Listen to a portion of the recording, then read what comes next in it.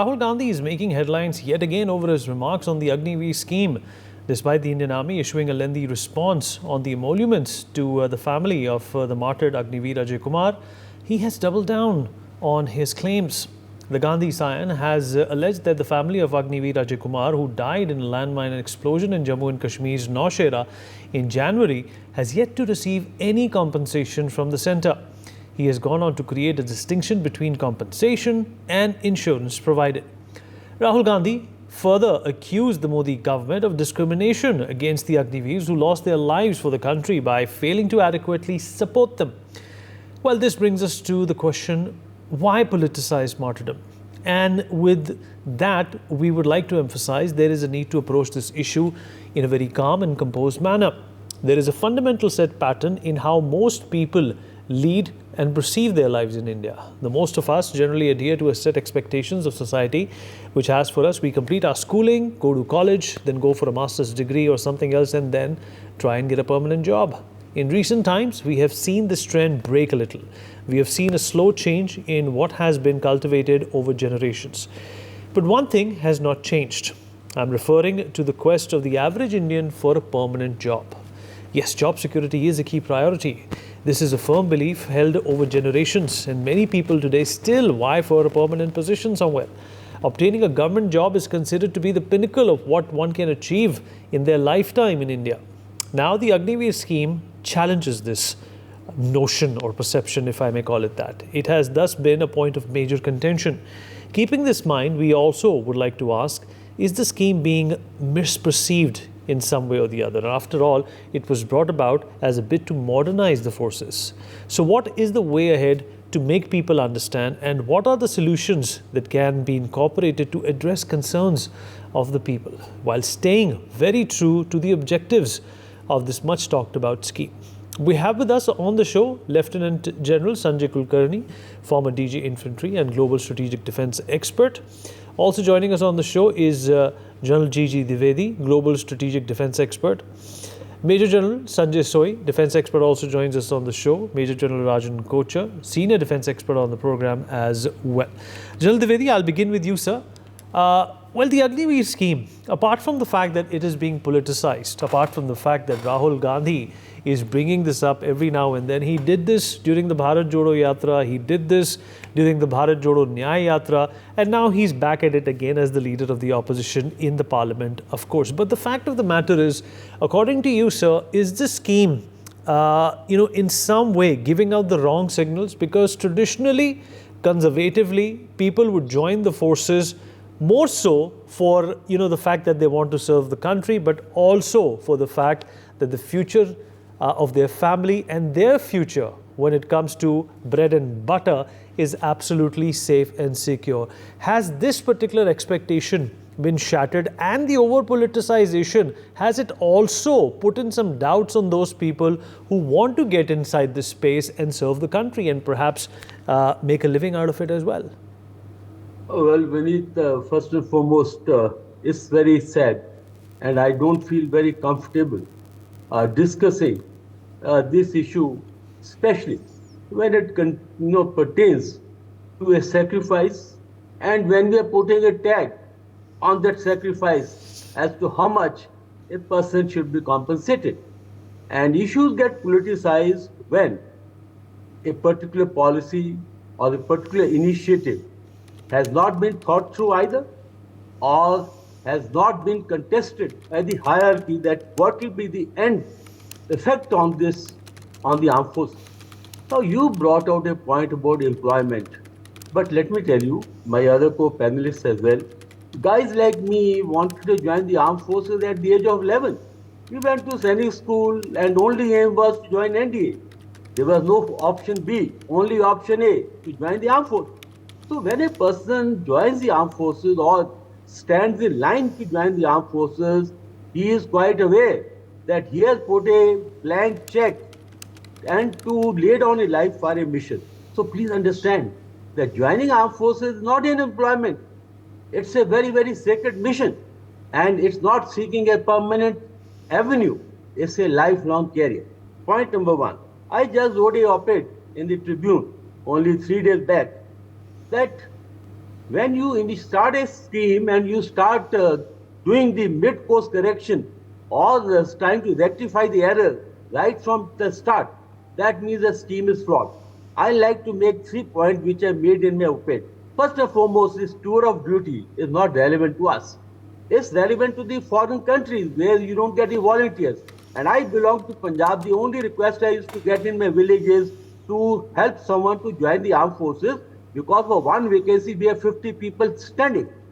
And the tour of duty is again, let me make it very clear that all the conscripts, whether it is Vietnam, whether it is Afghanistan, have not performed well.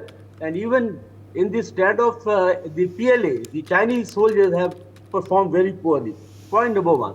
Secondly, you cannot have two systems working in the same army. Now, this is what is the discrimination that the parents of, Ajay Kumar is saying that they should be in same category because you don't have a different view or different price tag for laying down a life, and that is what is being contested. And third point is that you want to reduce a pension bill. Please understand what is the end cost effectiveness. The pension bill, I have written in my article that 2 lakh about 20,000 crores, out of which 40% is eaten up by the civilians, whose component is only 20%. So there are other ways and means to reduce the pension. You bring down the, right size, the civilian organization, like ordnance factories, 80,000 workers are there. In the DRDO, there are 40,000 workers are there. Now, these are the areas where you have to put your finger and bring down the pension and the bill. And the second point, which they said we want to reduce the age of the, profile of the army. General Kulkarni is here. He is also a Siachen veteran. I commanded my battalion in Siachen. Let me tell you, the best resilient soldiers were the ones who had put in a 7 to 8 year service. The young soldiers could not stand their ground. And that's what my experience in Bangladesh war. I fought the war as a 20-year-old second lieutenant. So my point is that this scheme is flawed. It cannot be having two systems in the same army. And therefore, we cannot have one soldiers who are temporary, others are permanent. And you imagine, I have been to a couple of units. There's a stress among the young people, whether we will make the cut, whether we will make the 25%, and 75% will be thrown out. Like today, I'm a proud veteran. And I took a feedback. They said, those who will be thrown out will have a discard stigma. And here I like to give you one example. During emergency, lot of people were taken and then they were eased out. And some of the people made it to IS. And let me tell you, all those who were discarded from the or who were eased out went to IS, never ever wrote or never ever accepted that they were once in the army. No, that's the kind of tag, and I'm sure all the veterans are here. We are very proud veterans because we served our country without taking any compensation. We just served it because of the sentiment to serve it. So all I can say is armed forces are not employment agency. Armed forces are not, first priority is to defend the nation. And today we have 40,000, 50,000 Chinese breathing on our neck in Ladakh. Whole Western Theater Command of China is gearing up for a future scenario. And here we are wasting our energy on a system which had been well tried out, which could have been modified, but which should not have been discarded. I think we should get priority right, get our national security strategy, get a doctrine in place rather than tinker with a system which is very, very peripheral and not bring two type of system in the same army. Very. Good point, sir. General Kulkarni, where do you stand on this? Obviously, the army and the forces are not an avenue for employment, but the fact of the matter is that India is a large country. It throws up a lot of urban, rural populace, that wants to use and leverage this as an opportunity to, of course, like I said earlier on as well, on a priority basis as a service to the nation, and of course, a service to self as well. But there seems to be, a conflict between two systems right now, and that definitely cannot be good. Like General Dwivedi also said, for the defense as well as the safety and security of the nation. We are surrounded by two enemies on either side. Vineet, thank you very much. at the very outset, I have, as you rightly said, the armed forces isn't for sort of a, you can say an employment. It's a call. It's a call for duty. It's something that comes from within you. Having said that, you see the entire controversy is revolving around compensation. That means at the end of it, what is important seems to be the money factor more than anything else. And the next point, as I see, is the success of the Agnipath scheme lies in the resettlement of the Agniveers. If that is sorted out, probably everything else is just a kind of a cover we want to put it up. More important today is that a commanding officer, most of us as veterans, can keep on saying whether the scheme good, bad, whatever it is. In anything introduced has been discussed over. It has its points, plus points, it has its minus points. Now, what are the minus points first, let's say?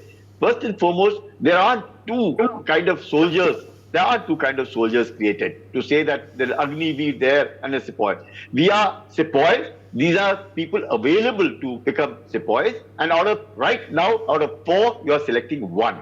Probably over a period of time, as the tweaking would be done, and with the suggestions coming in, maybe 50% will be retained. And why I say 50% will be retained? Because there is a reason behind it. Infantry battalion is approximately about 800 people, and about 400 are those who are supposedly appointments, that is from Naik onwards and right up to the top. Another 400. Agniveers, on an average, about 100 join a battalion every year, and almost 50 people retire from the battalion every year. So even if 50% are retained and 50% are going on, so the strength is maintained. It is with that point of view. And most people who are joining now are educated. Imagine you're going to giving opportunities to 4 individuals vis-a-vis 1 joining in for a period of 15 years or 20 years. The battalion stand to benefit. If anybody tells me today what the CO wants, the commanding officer wants the best men, and here's an option that has been given. Again, a thing has been created to say, well, I heard it in the parliament that Indian soldiers, Indian Agniveer is 6 months of training, just Chinese are being trained for 5 years. Highly incorrect. China also has a similar 2-year conscript ratio, and they have 40 days, which increased to 3 months, and now they also have a 6 months of training, even for these conscripts which are coming in over there. These systems, irrespective where the system is happening in the world all over, we have a system. It's an Agnipath scheme which has been introduced, which is different from what it was earlier. And even till 1976, we had 7 years color service. How many people ever got pensions in the Indian Army? Only 35% got pensions in the Indian Army. And how many people in 1981? What was the pension? 95 rupees per individual. What is it today? Even if it is adjusted, it would have been 2,000. What is the pension today? Approximately 25,000 rupees per man per month. So obviously, there's cost factor. Forget the cost factor. Imagine the training. Now, you go to the battalions. I have gone to the battalions all across from Tawang to Ladakh and all over. And I can assure you, they are striving, they're putting in their best, they want to be seen. And that is where it applies. They are not trained less. They're trained 10 weeks of basic military training. They're put through 14 weeks of advanced military training. And they're put through 7 weeks of the OJT, that is on-the-job training. So they're properly trained. There are 31 weeks, that are over 7 months of training that they come out with. So it's nothing that they're not being trained well or the scheme is bad. It's how, after about the 3rd batch has joined, we'll see how after 4 years it works out. But yes, the success of the scheme would be the resettlement of those who are not absorbed and those who move out of the army and can't become sepoys. And yet another thing I would like to mention over here is the aspect of this insurance that has come about. Now, let me tell you, the army group insurance is a contributory insurance. Every Jawan today pays 5,000 rupees per month to get insured for 50 lakhs.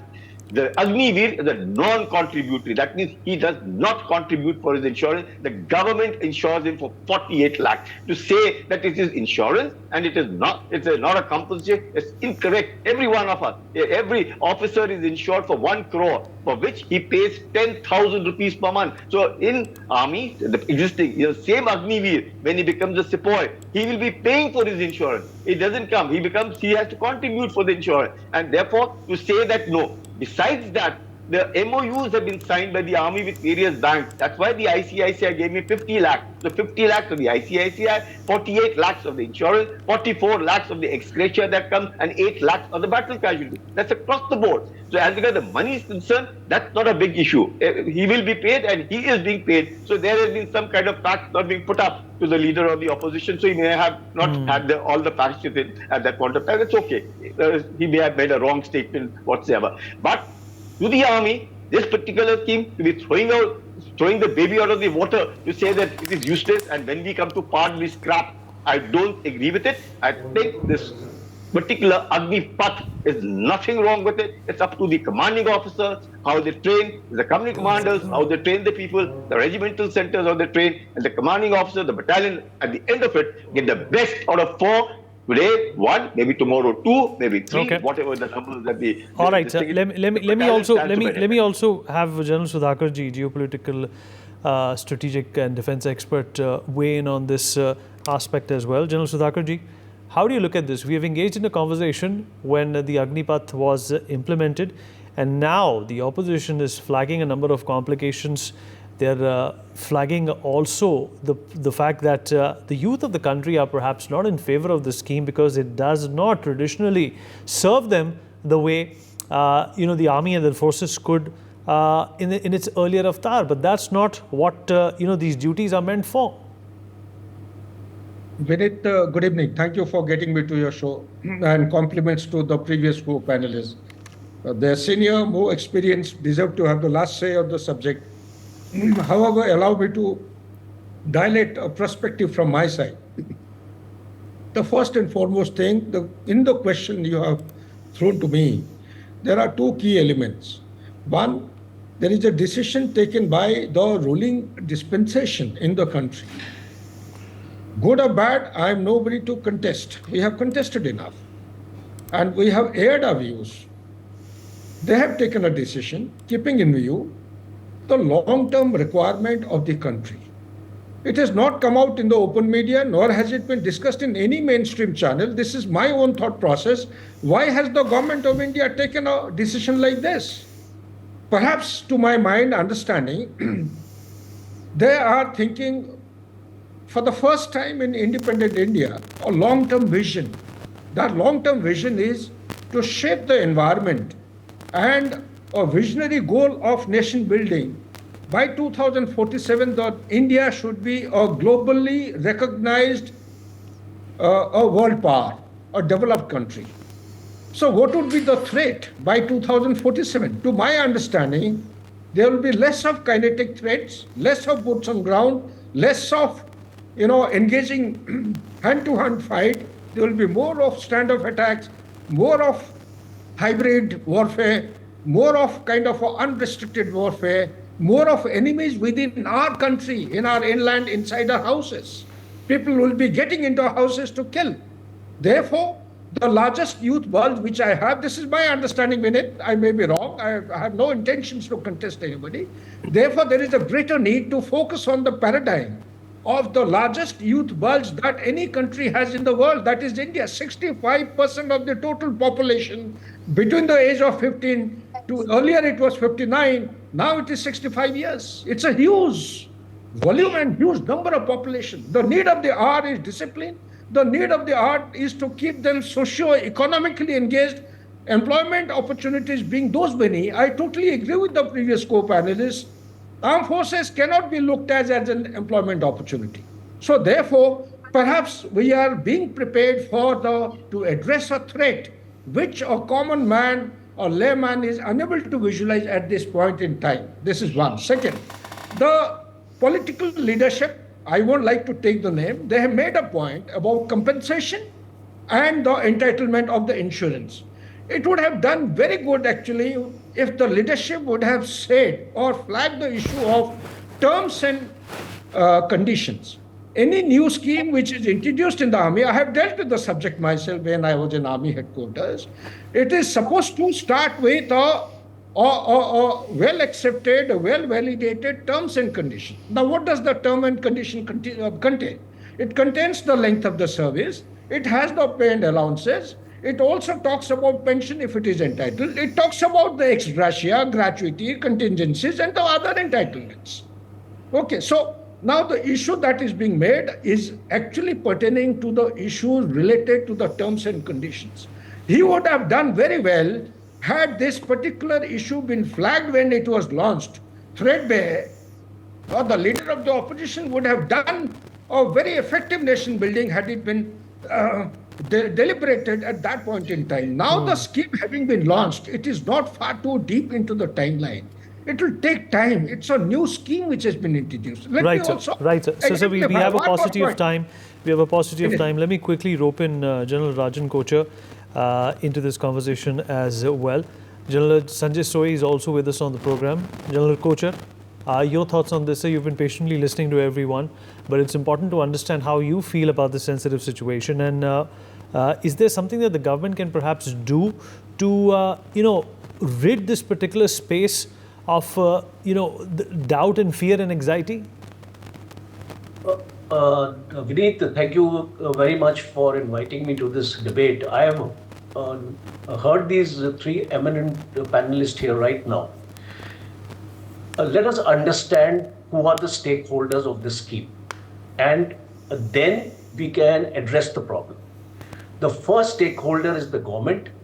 The second stakeholder is the armed forces, and the third stakeholder is Agniveer. Are all three aspirations of all the three stakeholders addressed in the scheme? If it is addressed, then there is no controversy. But if it is not addressed, then there is a problem. Here we are seeing a problem, and that is why we are on your channel, and that is why we are debating it. It's not a question of defending or speaking for or against, is trying to analyze a scheme whether it is suitable for our national security. Now I'll give you an example. 2.5 years there was no recruitment in the Indian Army. The deficiency was 60,000 of our soldiers were retiring every year.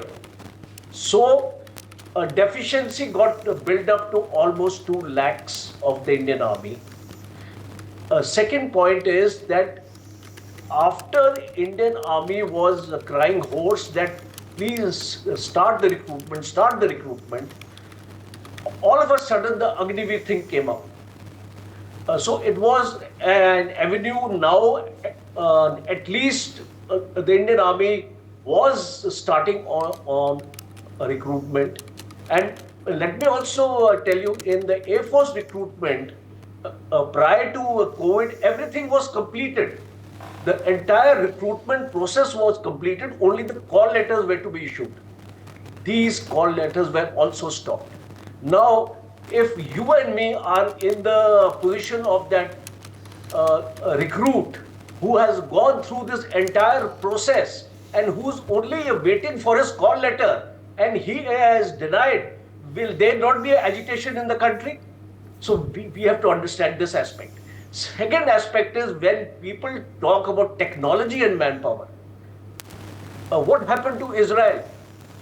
Today, Israel is going back to reservists, and 3 lakh are being inducted into the army, including those people who were working in churches and all. They are revising the rules to enlist them into the army. What has happened in Russia? 3 lakh, Russian army is 10 lakhs. They have these reservists, 3 lakhs have been inducted, and another 6 lakhs are being earmarked for induction. So that becomes a 19 lakhs army. So you must understand we have 15,000 kilometers of our land borders, 7,500 kilometers of maritime boundary, and out of that 15,000 kilometers, 10,000 kilometers is contested border. Which country is there in the world which has got 2 nuclear power as the neighbors and who are on our border trying to threaten our sovereignty? We need soldiers on ground. We need boots on ground. And when people talk about technology, that technology has not come into the army so far. It has not been absorbed in the army so far. So it will take a couple of years for the technology to get absorbed. So please, we should have actually waited for those couple of years. So we've run out of time. Let me also rope in General Sohi into this conversation quickly. General Sohi, concluding thoughts from you, sir. I'm apologetic that we've run out of time, sir. Just quickly, I just make it very quick one. Most of the points have been covered. In fact, I'll go by General Dwivedi that when he said it takes about 5 to 6 years, 6 to 7 years for a soldier to mature. And I'll also go with General Rajan Kochhar that there are three stakeholders: government, army, and individual. Now, as far as army is concerned, let's talk about the armed forces today here. Armed forces are concerned as government's responsibility of security, army's responsibility of the security, and the individual soldier who is on the border, he is also responsible for the security of the area, has been made responsible. For that, as far as the army is concerned, we need a young and energetic and more dynamic troops. However, with that, also boots on ground. With the less experience, I think at present the scheme has, we have only 25% retention of Agniveer, and in the view of the security situation of China and Pakistan, we need to be very cautious. We need to be prepared. That China has amassed more than 40-50,000 troops. We are now LAC has turned into LOC. It's like something like Pakistan border, and all the development, we must learn from the history. All the development, all the money we are amassing, all the infrastructure we are developing, this can go to the roads.